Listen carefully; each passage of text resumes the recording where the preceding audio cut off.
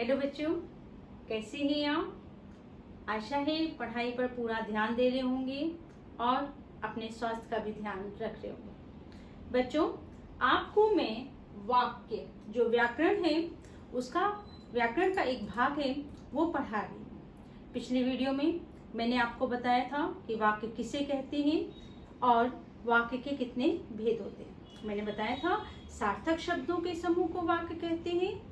सार्थक शब्दों के समूह को वाक्य कहते हैं। वाक्य के दो भेद होते हैं, एक तो होता है रचना के आधार पर, दूसरा होता है अर्थ के आधार पर। सो बच्चों, रचना के आधार पर जो वाक्य है वो आपके पाठ्यक्रम में नहीं है। आपके पाठ्यक्रम में अर्थ के आधार पर वाक्य है। अर्थ के आधार पर वाक्य के 8 भेद होते हैं जो मैंने आपको पिछले वीडियो में बताई थी। आज मैं उन 8 भेदों में से 3 भेद की आपको परिभाषा उदाहरण समझाऊंगी। सो बच्चों, हर बार की तरह समझने से पहले आप मेरे YouTube चैनल को लाइक और सब्सक्राइब करना ना भूलें। सो बच्चों, चलिए शुरू करते हैं। आपको आज पहला भेद है विधानवाचक वाक्य। अर्थ के आधार पर जो मैं पहला भेद आपको समझा रही हूँ वो है विधानवाचक वाक्य। विधानवाचक वाक्य कहते हैं जिस वाक्य से किसी बात का होना या सामान्य बात कही जाती है। इसको हम सरल वाक्य भी कहते हैं, साधारण वाक्य भी कहते हैं। जिस वाक्य से किसी बात का होना मतलब निश्चय है, और सामान्य बात कही जाए उसे हम विधानवाचक वाक्य कहते हैं। एक आम जो हम बात करते हैं, जैसे स्वामी जी प्रवचन दे रहे हैं, पक्षी आकाश में उड़ रही हैं, मछलियां तालाब में तैर रही हैं। ऐसे कई उदाहरण होते हैं जो साधारण वाक्य। ऐसे मैंने आपको 1-2 उदाहरण लिखे हैं और बता रही हूँ। तो ऐसे जो होते हैं जो साधारण वाक्य होते हैं उसे हम विधानवाचक वाक्य कहते हैं। दूसरा है आपका, इसको हम सकारात्मक वाक्य भी कहते हैं। दूसरा है निषेधवाचक वाक्य। निषेध का मतलब होता है ना, नहीं, जिसका मतलब नहीं। तो यहाँ पर निषेधवाचक वाक्य कहते हैं जिन वाक्यों में निषेध या मनाही का भाव हो। जिन वाक्यों में ना, नहीं ऐसे शब्द या मनाही, मना करने के भाव हो, अर्थात वाक्यों में ना, नहीं, मत आदि का प्रयोग होता है। इन वाक्यों में इन शब्दों का प्रयोग होगा, उसे हम निषेधवाचक वाक्य कहते हैं। इसको हम नकारात्मक वाक्य भी कहते हैं।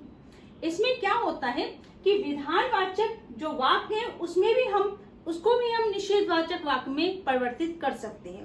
लेकिन यहाँ पर मैंने उदाहरण में आपको नए वाक्य लिखे हैं, जैसे कक्षा में शोर मत करो। यहाँ पे मत शब्द जो है वो निषेध में आ जाता है कि मत करो मतलब नहीं करो। ठीक है।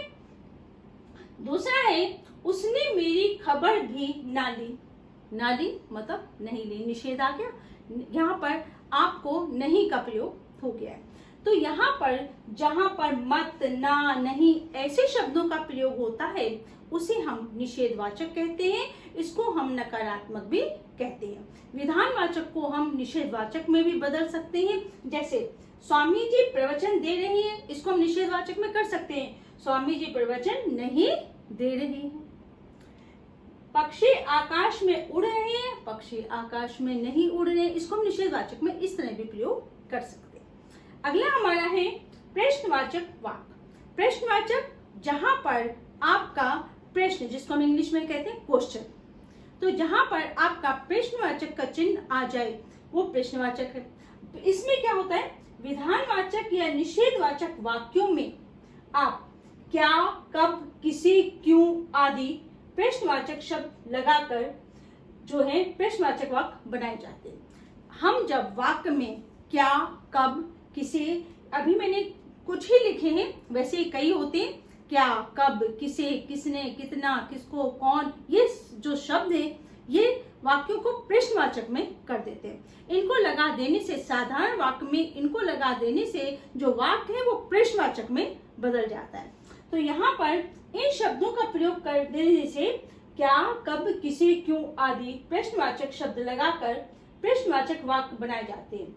इसमें कोई ना कोई प्रश्न किया जाता है। जैसे तुमने चोरी क्यों की, यहाँ पे क्यों आया, क्यों की, तो यहाँ पे क्वेश्चन आ गया, प्रश्न आ गया, और ये प्रश्न का यहाँ पर चिन्ह भी लगा हुआ है।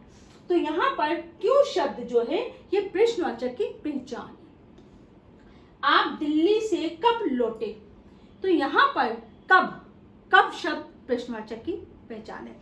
तो मैंने आपको बताया कब, क्यों, किसे, किसने, कितने, ये जो शब्द होते हैं ये प्रश्नवाचक के शब्द होते हैं। तो यहाँ पर इनको लगा देने से प्रश्नवाचक वाक्य बन जाते हैं। तो ये थे आपके आज अर्थ के आधार पर 3 वाक्य, मैंने आपको अर्थ के आधार पर 3 भेद आज मैंने आपको समझाए हैं। अगली वीडियो में मैं आपको और भी इसके भेद समझाऊंगी।